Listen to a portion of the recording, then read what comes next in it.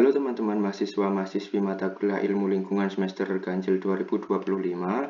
Sebelumnya, selamat pagi, selamat siang, selamat sore, selamat malam, teman-teman semua. Izin memperkenalkan diri, saya Sigit Adi Gumilang dari Angkatan Dyota Sena 2022. Di sini saya diamanahi dari HMS sebagai tentor mata kuliah Ilmu Lingkungan pada semester ini. Nah, baik teman-teman, sebelumnya saya masuk ke pembahasan soal UTS Ilmu Lingkungan ini. Di sini saya akan memberikan penjelasan dan ketentuan pada soal UTS semester sebelumnya yang akan saya bahas. Di sini, untuk soalnya ini udah kelihatan, soal UTS-nya ini, di mana di sini ini untuk jenis ujiannya itu open book ya teman-teman, atau buka buku. Untuk waktu ujiannya itu 75 menit, dan untuk dosen pengujinya itu ada Prof. Sangka dan ada Prof. Suhar. Nah, untuk jumlah soalnya sendiri itu ada 5 soal yang terbagi, di mana setiap soalnya ini materinya akan keluar dari PPT pada pertemuan-pertemuan yang sudah diajarkan atau pertemuan-pertemuan sebelumnya. Nah, di sini untuk soal UTS ini biasanya itu diambil dari materi tiap pertemuan perkuliahan, jadi sebisa mungkin teman-teman harus mempelajari poin-poin bahasan apa saja saat perkuliahan. Nah, meskipun ini open book atau buka buku ya teman-teman, teman-teman jangan lupa belajar karena di sini ini untuk waktu pengerjaannya ini hanya 75 menit atau 1 jam 15 menit saja. Jadi kalau kita tidak belajar di sini nanti waktu 75 menit ini nanti akan kita habiskan hanya untuk mencari-cari materi pada buku yang kita bawa atau pada materi yang kita bawa itu. Kalau kita sudah belajar kan jadi enak, jadi sudah tahu materinya diletaknya di mana-mana saja gitu. Jadi kita yang dikasih soal begini, tipe begini, jadi kita bisa langsung menuju ke PPT atau materi yang sudah kita bawa langsung ke situ. Jadi langsung bisa menemukan jawabannya, bisa menyesuaikan bagaimana nanti jawabannya akan ditulis begitu. Nah, untuk tips belajar untuk persiapan UTS ini, ilmu lingkungan ini, kita harus sering-sering membaca materi dan menambah wawasan. Untuk mata kuliah ilmu lingkungan ini, kita ketahui bahwa ujian ilmu lingkungan ini itu berbentuk materi atau teori ya teman-teman. Jadi perbanyak membaca referensi belajar dari PPT yang sudah diberikan atau dari sumber referensi internet lainnya. Nah, untuk tips ujiannya itu, yang pertama itu jangan sekali-kali mengandalkan sepenuhnya soal yang keluar akan sama dengan tahun sebelumnya ya. Karena kalau kita lihat untuk soal-soal ilmu lingkungan ini, itu yang keluar tiap tahun itu berbeda. Jadi jangan sepenuhnya belajar SNJ saja, tapi belajar dari sumber lain. Supaya apapun nanti bentuk soal yang keluar, kita bisa mengerjakan gitu. Selanjutnya, untuk teman-teman itu meskipun di sini itu ujiannya open book atau buka buku itu jangan sekali-kali juga teman-teman itu tidak belajar atau belajar saat ujian dimulai. Nah, itu tidak diperkenankan ya. Nah, itu nanti akan membuat penyesalan nantinya. Nah, seharusnya kita nih ada materinya di sini nih. Nah, ternyata kita nggak belajar, jadi kita nggak tahu kalau di materi yang kita bawa itu ada gitu. Jadi waktunya akan habis di situ nanti. Selanjutnya karena di sini kita apa namanya open book ya, jadi jangan tidak belajar atau belajar saat ujian itu jangan. Soalnya waktu yang diberikan itu hanya 75 menit saja. Jadi saat ujian itu kita kalau masih mencari-cari materi itu nanti akan kehabisan waktu di situ. Nah, selanjutnya itu jangan jangan lupa menjaga kesehatan badan teman-teman ya saat ujian. Jangan sampai sakit dan juga terus semangat saat mengerjakan soal. Karena untuk ilmu lingkungan ini itu butuh kefokusan dan juga kesehatan. Tentunya saat menulis itu kan butuh effort yang itu ya, yang lebih kan apalagi ini teori. Jadi menulisnya pasti lebih banyak dibandingkan dengan perhitungan gitu. Jadi harus tetap fokus dan juga jaga kesehatan teman-teman. Oke, baik teman-teman. Setelah saya kan menjelaskan tentang soal ini, ketentuannya dan tips and trik belajarnya bagaimana dan lain sebagainya, lanjut kita langsung masuk ke pembahasan soalnya saja ya. Di sini saya sudah mengerjakan untuk SNJ UTS ilmu lingkungan ini dari soal 1 sampai soal 5, di mana tiap soal ini itu bobotnya 20%. Nah, di bobot 20% ini, jika kita kalikan 5, nanti akan mendapatkan 100%. Jadi, tiap nomor soal ini memiliki bobot yang sama. Jadi, kita harus mengerjakan semua untuk bisa mendapatkan hasil maksimal 100%. Nah, yang pertama ini soal pertama itu guna menjaga keseimbangan dan keserasian antar manusia dengan lingkungan hidup biofisik maupun sosial budaya, sudah banyak upaya yang dilakukan. Namun demikian, masalah kerusakan lingkungan masih terus terjadi. Ada 4 penyebab mengapa masih terdapat kerusakan lingkungan. Nah, di sini tuh yang diminta itu jelaskan 2 penyebab kerusakan lingkungan disertai contohnya. Jadi hanya 2 penyebab kerusakan lingkungan disertai contohnya yang diminta pada soal 1 ini, meskipun ada 4 penyebab ya ini tadi, ada 4 penyebab. Nah, di sini itu yang pertama saya menyebutkan antara citra lingkungan dengan keadaan lingkungan yang nyata selalu terdapat perbedaan, maka pengelolaan lingkungan tidak sempurna. Nah, hal ini itu terjadi pada perubahan lingkungan yang tidak terekam manusia, sehingga citra lingkungan tetap tidak berubah dalam kondisi lingkungan yang berubah. Akibatnya, kebijakan dan upaya pengelolaan yang dilakukan didasarkan pada asumsi atau data yang sudah usang.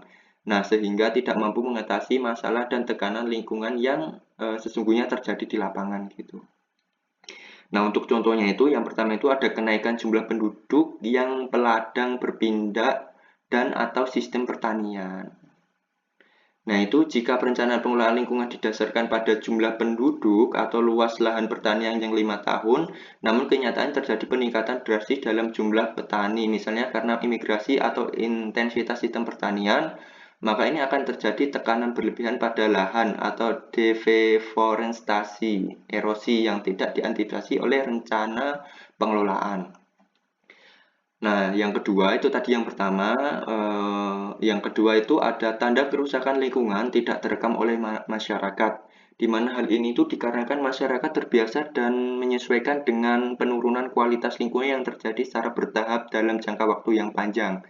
Nah, untuk kerusakan ini baru disadari setelah terlambat atau bersifat tidak terbalikkan. Di sini bahwa kerusakan lingkungan ini masyarakat masuk ke dalam zona nyaman. Jadi sampai tidak disadari sehingga kerusakan tersebut bersifat tidak terbalikkan di sini. Nah, ini untuk contohnya itu ada proses erosi tanah, pencemaran udara dan air, dan intrusi air laut. Di sini itu ada erosi tanah, di mana tanah itu terkikis sedikit demi sedikit selama puluhan tahun, dan masyarakat itu tidak menyadari sampai tiba-tiba panen gagal total atau terjadi tanah longsor besar. Yang kedua itu ada pencemaran udara dan air, di mana tingkat polusi meningkat perlahan. Nah, ini orang mungkin menganggapnya itu udara yang sedikit berasap atau air sungai yang agak keruh adalah hal yang biasa di perkotaan. Nah, sampai muncul penyakit pernapasan massal atau tidak bisa digunakan sama sekali. Di jangka panjangnya itu berdampaknya itu sampai segitunya. Selanjutnya itu ada intrusi air laut, di mana air asin ini masuk ke sumur warga di daerah pesisir secara bertahap, dan warga itu terus menggunakan air sumur hingga akhirnya air sumur tersebut itu tidak dapat digunakan, teman-teman. Jadi, air sumur tersebut sudah tercemar sepenuhnya, bahkan 90% itu dari air laut. Jadi, airnya sudah terlalu asin. Nah, saya mendapatkan jawaban ini itu dari sumber PPT pertemuan ketiga tentang mutu lingkungan hidup. Di sini itu sumbernya ini mengenai lingkungan hidup.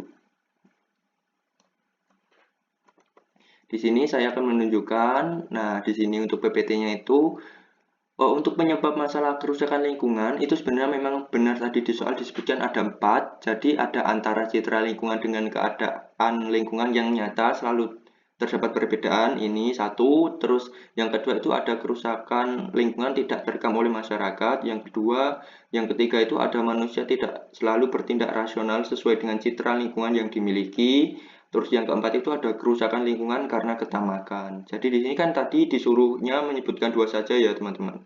Jadi saya menyebutkan yang pertama ini, antara citra lingkungan ini sama tanda kerusakan lingkungan hidup. Dan untuk penjelasannya juga sama ini, dan saya contohnya juga mengambilnya sama dari sini. Cuman untuk yang penjelasan ini saya tambah dari referensi di internet juga. Selanjutnya kita masuk ke soal yang kedua, di mana soalnya itu dengan adanya etika lingkungan, manusia tidak hanya mengimbangi hak dengan kewajibannya terhadap lingkungan, tetapi juga membatasi tingkah laku dan upaya untuk mengendalikan berbagai kegiatan agar tetap berada dalam batas kepentingan lingkungan. Nah, kalau ada soal kayak gini, teman-teman, ini kata-kata awal ini merupakan kata-kata apa ya, pengantar. Jadi yang perlu teman-teman pahami itu nanti di akhir kalimat ini biasanya yang ditanyakan. Di sini itu dalam hal ini itu terdapat 3 sistem nilai etika lingkungan. Yang pertama ada antroposentris, biosentris, ekosentris. Nah, di situ diminta pada soal itu jelaskan dengan contoh 3 sistem nilai etika lingkungan tersebut. Jadi dari ketiga tersebut itu disuruh menjelaskan dan suruh mengasih contoh. Oke, yang pertama itu ada antroposentris, di mana ini antroposentris atau antropos ini sebenarnya itu manusia ya. Jadi antroposentrisme ini adalah suatu pandangan yang menempatkan manusia sebagai pusat dari sistem alam semesta. Nah, pandangan ini itu berisi pemikiran bahwa segala kebijakan yang diambil mengenai lingkungan hidup harus dinilai berdasarkan manusia dan kepentingannya. Jadi pusat pemikirannya itu adalah manusia ya di sini untuk antroposentris ini. Nah, lanjut ini untuk penjelasannya ini seperti ini. Jadi untuk contohnya itu lanjut ke contohnya di mana saya mengambil contoh untuk pembangunan bendungan untuk irigasi dan listrik. Di sini itu di mana pemerintah memutuskan untuk membangun sebuah bendungan besar di hulu sungai yang akan menenggelamkan sebagian hutan dan mengubah ekosistem lokal, di mana untuk kepentingannya itu meningkatkan kesejahteraan, ekonomi, dan memenuhi kebutuhan energi manusia jauh lebih penting dan diutamakan daripada nilai intrinsik hutan dan habitat satwa yang hilang. Maka di sini alam seperti sungai, hutan itu dilihat hanya sebagai sumber daya alam atau alat yang harus dimanfaatkan demi kemajuan dan kenyamanan manusia di sini. Selanjutnya, jadi di sini itu kan antroposentris atau pusat pemikiran itu adalah hanya terhadap manusia saja ya teman-teman.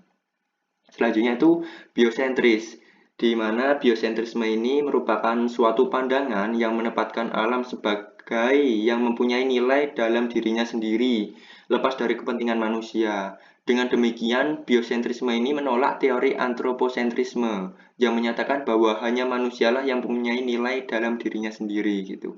Jadi untuk teori biosentrisme ini berpandangan bahwa makhluk hidup itu bukan hanya manusia saja. Jadi ada banyak hal yang jenis makhluk yang memiliki kehidupan. Nah, untuk pandangan biosentrisme ini itu mendasarkan moralitas pada keluhuran kehidupan, entah itu pada manusia atau pada makhluk hidup lainnya. Sebagai contohnya, di sini tuh saya mengambil contoh untuk larangan pemburuan liar hewan langka ya teman-teman, di mana untuk pemerintah atau organisasi konservasi ini memperlakukan larangan keras terhadap pemburuan dan perdagangan hewan langka di sini. Jadi alasannya itu karena setiap makhluk hidup itu memiliki nilai intrinsik, nilai di dalam dirinya sendiri dan hak untuk hidup lepas dari apakah manusia membutuhkannya atau mengambil manfaat ekonomisnya saja gitu, sesuai dengan biosentris ini tadi pandangannya. Selanjutnya itu ada ekosentris, di mana ekosentris itu dapat dikatakan sebagai lanjutan dari teori etika lingkungan biosentrisme. Kalau biosentrisme tadi kan memutuskan perhatiannya pada makhluk hidup saja. Jadi untuk ekosentrisme ini memusatkan perhatiannya itu pada seluruh komunitas ekologi, baik yang hidup seperti biotik maupun yang tidak hidup seperti abiotik gitu. Nah, untuk pandangan ini itu didasarkan pada pemahaman bahwa ekologis makhluk hidup itu maupun benda-benda abiotik lainnya itu saling terkait satu sama lainnya. Jadi itu nanti sejalan dengan biosentrisme, yang dimana keduanya itu sama-sama menentang pandangan antroposentrisme, juga mencakup komunitas yang lebih luas, yakni komunitas ekologi seluruhnya. Nah, untuk contohnya itu penetapan kawasan konservasi taman nasional. Di sini, di mana pemerintah itu menetapkan sebuah wilayah luas menjadi taman nasional yang mencakup hutan, sungai, danau, pegunungan, atau komponen abiotik tadi ya teman-teman, dan juga flora dan fauna di dalamnya. Nah, ini untuk alasannya karena keseimbangan dan keutuhan seluruh ekosistem tanah, air, udara, dan semua kehidupan di dalamnya itu memiliki nilai intrinsik gitu. Nah, saya menjawab soal nomor 2 ini berdasarkan dari sumber PPT pada pertemuan keempat tentang etika lingkungan. Untuk PPT-nya itu di sini. Nah, ini di mana sistem nilai etika lingkungan ini ada antroposentrisme, terus ada biosentrisme, terus ada lagi ekosentrisme gitu. Jadi saya mengambil pembahasannya itu dari sini. Namun untuk contoh-contohnya itu saya referensinya itu dari internet supaya lebih jelasnya. Dan juga untuk penjelasan di sini juga saya gabungkan dengan penjelasan dari internet juga ya teman-teman. Jadi nanti bisa dikoreksi juga antara teman-teman belajarnya sesuai dengan ini atau tidak. Harusnya sudah sesuai ya. Soalnya saya mengambil dari PPT ini dan juga saya coba ringkas atau saya coba jelaskan lebih mendalam lagi kata-katanya dengan penjelasan dari sumber yang lain juga gitu. Selanjutnya untuk soal nomor 3, di mana di soal nomor 3 ini ada pengelolaan lingkungan mempunyai ruang lingkup yang luas dan dengan cara yang beraneka macam. Antara lain yang pertama itu ada pengelolaan secara rutin, yang kedua itu perencanaan pengelolaan lingkungan untuk memperbaiki lingkungan yang mengalami kerusakan alamiah dan non-alamiah. Nah, jelaskan kedua pengelolaan lingkungan tersebut disertai dengan dua contoh kasus permasalahan lingkungan. Baik, yang pertama kita bahas dulu mengenai pengelolaan secara rutin ini. Nah, apa sih itu mengenai pengelolaan secara rutin, di mana manusia itu secara rutin mengelola lingkungannya sendiri. Jadi, pengelolaan secara rutin itu upaya atau kegiatan yang dilakukan manusia secara terus-menerus, terprogram, dan berulang dalam kehidupan sehari-hari atau berkala untuk menjaga kualitas dan fungsi lingkungannya agar tetap seimbang dan terhindar dari kerusakan atau pencemaran yang parah di sini. Nah, contohnya ini ada yang pertama itu tadi kan disuruh menyebutkan dua contoh ya, teman-teman. Jadi yang pertama itu pengelolaan sampah rumah tangga, di mana di pembuangan dan pengelolaan sampah ini mulai dari memilah sampah organik atau anorganik di tingkat rumah tangga, menempatkannya di tempat penampungan sementara, dan hingga pengangkutan rutin ke TPA atau pemrosesan akhir. Yang kedua itu ada perawatan saluran drainase atau kebersihan sungai. Ini biasanya itu normalisasi sungai. Nah, ini itu kegiatan pengerukan lumpur, pembersihan sampah, dan pemeliharaan saluran air. Ini dilakukan secara berkala. Supaya apa? Supaya nanti saat musim hujan tiba, itu salurannya menjadi lebih aman dan daerah tersebut akan bebas dari banjir. Selanjutnya itu ada perencanaan pengelolaan lingkungan untuk memperbaiki lingkungan yang mengalami kerusakan. Ini ada alamiah dan non-alamiah ya.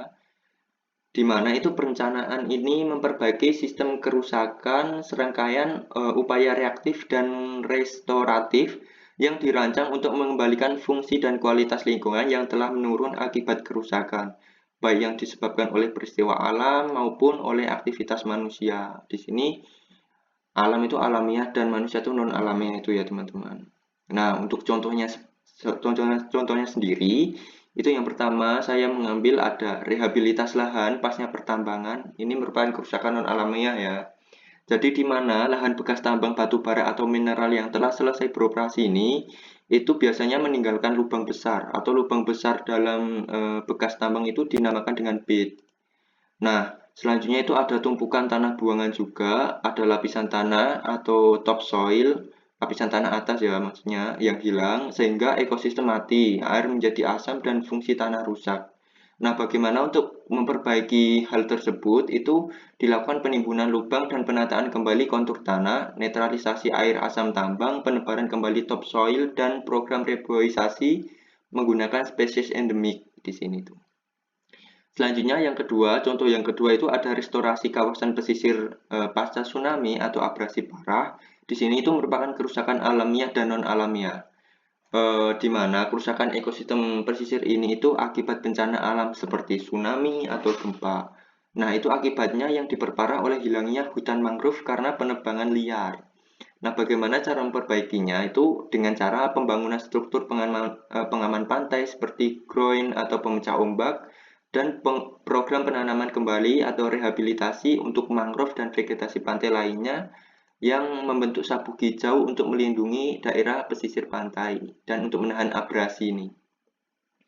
Nah, untuk jawaban nomor nomor 3 ya ini, ya. Untuk jawaban nomor 3 ini, saya memperoleh dari PPT pertemuan 5 ya teman-teman, mengenai pengelolaan lingkungan hidup di sini. Di sini itu sumber jawabannya itu ada ini. Di PPT pertemuan 5. Dah di sini. Sebenarnya kalau di PPT itu ada 4. Cuman pada soal tersebut disuruh menjelaskan, yang pertama itu ada pengelolaan secara rutin ini. Dan yang kedua itu ada perencanaan pengelolaan lingkungan untuk memperbaiki lingkungan yang mengalami kerusakan yang ini. Disuruh menjelaskan dua itu, itu saja. Nah, selanjutnya kita masuk ke soal di nomor 4. Untuk soal nomor 4 ini ada dua bahasan. Yang pertama itu bagaimana agar suatu pembangunan terlanjutkan tidak melampaui daya dukung lingkungannya. Di sini suruh jelaskan bagaimana. Nah, kita ketahui bahwa pembangunan berkelanjutan itu harus memperhatikan pemanfaatan lingkungan hidup dan kelestarian lingkungan agar kualitas lingkungan itu tetap terjaga ya teman-teman. Jadi kelestarian lingkungan yang tidak terjaga akan menyebabkan daya dukung lingkungan itu berkurang atau bahkan akan hilang oleh. Nah, oleh karena itu, pembangunan berkelanjutan harus dijalankan dengan memegang teguh 3 faktor utama. Yang pertama itu ada terpeliharanya proses ekologi yang esensial, di mana faktor ini itu merujuk pada perlindungan terhadap mekanisme alamiah yang menjadi penopang utama kehidupan di bumi. Nah, untuk proses-proses ini itu seperti menyediakan jasa lingkungan yang vital tanpa biaya dan kerusakan yang dapat membahayakan kehidupan manusia.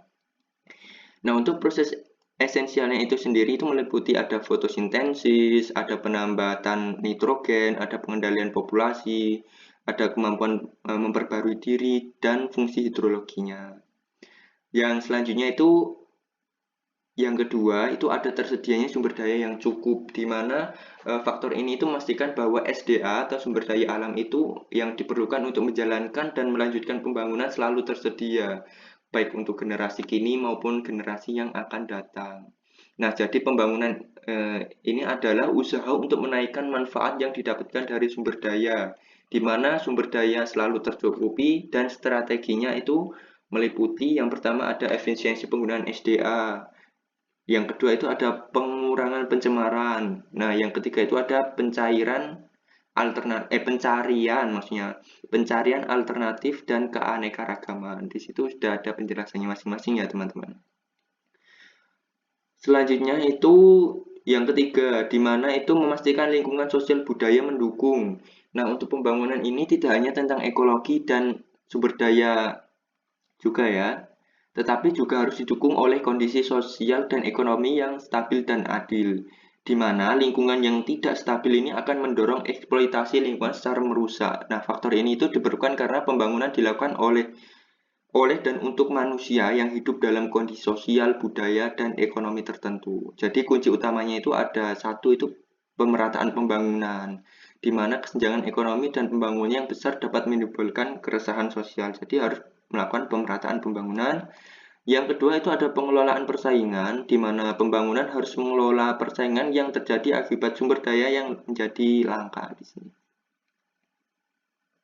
Nah, dengan menjalankan ketiga strategi ini secara terpadu, pembangunan dapat secara bertahap menjadi keseimbangan baru dengan tingkat kualitas lingkungan yang lebih tinggi tanpa jatuh ke jurang kerusakan permanen. Jadi lingkungan tetap aman ya teman-teman di sini. Nah, untuk pembahasan yang kedua pada soal nomor ini tadi soal nomor berapa? Soal nomor 4 ya teman-teman. Pada soal pembahasan soal nomor 4 yang kedua, itu salah satu faktor lingkungan yang diperlukan untuk mendukung pembangunan yang terlanjutkan adalah tersedianya sumber daya yang cukup. Sebaliknya, pembangunan adalah usaha menaikkan manfaat yang didapatkan dari sumber dayanya. Bagaimana strategi yang harus dilakukan agar sumber daya tersebut selalu tercukupi? Jadi, inti yang ditanyakan dari bahasan kedua ini, bagaimana strategi yang harus dilakukan agar sumber daya tersebut selalu tercukupi? Baik, di sini untuk penyelesaiannya itu, nah karena pembangunan bertujuan untuk menaikkan manfaat dari sumber daya, ada dua strategi nih yang harus diterapkan untuk memastikan persediaan sumber daya selalu tercukupi dan berkelanjutan. Yang pertama itu Gini teman-teman, yang pertama itu menaikkan efisiensi penggunaan sumber daya, di mana untuk strategi ini itu berfokus pada penggunaan sumber daya yang lebih hemat dan bijaksana, sehingga kebutuhan pembangunan dapat terpenuhi tanpa harus meningkatkan eksploitasi secara drastis. Nah, ini dengan alasan itu yang pertama, dapat mengurangi resiko kerusakan dan kelangkaan, seperti kenaikan intensitas eksploitasi sumber daya yang terbarukan akan mempertinggi resiko kerusakan sumber daya. Selanjutnya itu ada memperlambat penyusutan sumber daya tidak terbarukan. Jadi untuk efisiensi memperlambat percepatan penyusutan sumber daya itu yang tak terbarukan ini. Yang ketiga itu ada mengatasi masalah pencemaran. Penggunaan sumber daya dalam jumlah yang sangat besar ini juga memperbesar juga masalah pencemaran dengan efisiensi dampak pencemaran itu dapat diminimalisir gitu. Selanjutnya, yang kedua, itu ada mencari sumber daya alternatif dan memelihara keanekaragaman. Di mana untuk strategi ini itu berfokus pada diversifikasi basis sumber daya untuk mengurangi ketergantungan pada satu jenis sumber daya, sekaligus menjaga sistem pendukung kehidupan alami, yang dimana itu yang pertama itu dapat menjamin persediaan jangka panjang. Jadi untuk menjamin persediaan sumber daya alam itu selama mungkin harus dicari sumber daya alternatifnya itu apa saja gitu ya teman-teman. Yang kedua itu ada peran keanekaragaman, di mana pencarian sumber daya alternatif ini itu hanya mungkin apabila ada keanekaragaman sumber daya. Nah, oleh karena itu memelihara keanekaragaman sumber daya ini merupakan usaha yang esensial dalam pembangunan berkelanjutan. Nah, untuk soal nomor 4 ini, itu saya mendapatkan referensi jawabannya itu dari PPT pertemuan ke-6 mengenai bahasan konsep ekologi pembangunan di sini. Nah, ini. Jadi, untuk yang soal ini, yang soal nomor 4 ini, nah itu pembahasannya yang ini. Untuk faktor lingkungan yang diperlukan untuk mendukung pembangunan yang terlanjutkan tadi, itu kan ada terpeliharanya proses ekologi yang esensial, ada tersedianya sumber daya yang cukup, terus ada lingkungan sosial, budaya, dan ekonomi yang sesuai ya. Terus di sini juga dijelaskan, ada penjelasannya di sini. Jadi saya juga mengambil penjelasannya juga dari sini juga. Selanjutnya itu tadi untuk yang ini, yang mana tuh? Oh, yang ini, yang pembahasan yang kedua ini, bagaimana strategi ini, saya mengambilnya yang ini. Jadi strategi yang digunakan itu ada efisiensi penggunaan sumber daya. Nah, mengapa efisiensi? Di sini ada alasannya juga. Dan saya masukkan juga ke SNJ di sini. Gitu. Dan juga ini saya juga gabungkan dengan referensi saya yang dapat dari internet juga untuk yang di sini. Jadi ini untuk pembahasannya. Soal nomor 4. Baik, selanjutnya kita masuk ke soal nomor 5, di mana ini bobotnya juga 20% ya teman-teman. Harus diperhatikan bahwa setiap soal itu memiliki bobot yang sama, jadi harus dikerjakan semua. Kalau bisa pilih dulu soal mana yang lebih mudah, yang teman-teman sudah dapat jawabannya, itu kamu kerjakan dulu atau teman-teman kerjakan dulu. Jadi nanti pengerjaannya tidak urut ya apa-apa. Misal teman-teman sudah mendapat jawaban nomor 3 nih. Jadi teman-teman tulis di lembar jawabannya nomor 3 dulu. Nanti kalau udah nemu nomor 2 dulu gitu nggak apa-apa. Nggak urut nggak apa-apa. Kalau di sini yang penting ada nomornya. Ini jawaban nomor berapa, soal nomor berapa gitu. Yang soal nomor 5 itu ada dua bahasan juga. Yang pertama itu berikan 4 contoh kegiatan saudara yang merupakan perwujudan kepedulian dan kontribusi saudara dalam menjaga atau melaksanakan pengelolaan lingkungan hidup dan jelaskan kemanfaatannya. Baik, di sini untuk penyelesaiannya itu disuruh memberikan 4 contoh kegiatan ya teman-teman di sini kegiatan untuk perwujudan kepedulian dan kontribusi dalam menjaga dan mengelola lingkungan hidup.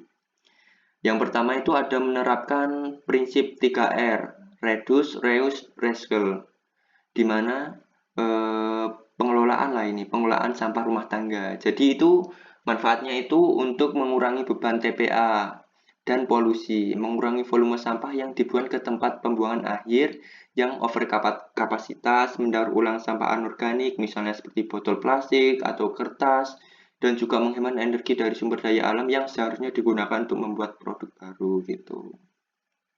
Selanjutnya itu ada menanam dan merawat pohon di lingkungan tempat tinggal. Ini contoh yang kedua, atau ini untuk contoh kegiatan yang kedua, di mana manfaatnya itu meningkatkan kualitas udara dan air, kontribusi pada penyerapan gas rumah kaca atau karbon dioksida, membantu menghasilkan oksigen dan menyerap polutan udara. Selanjutnya secara hidrologi ini, akar pohon ini juga membantu menjaga resapan air tanah dan mencegah erosi atau banjir lokal. Selanjutnya itu yang contoh ketiga ada menghemat penggunaan energi listrik dan air, di mana itu manfaatnya mengurangi konsumsi listrik, berarti mengurangi emisi gas buang dari pembangkit listrik ya. Yang dimana ini umumnya masih berbahan bakar fosil.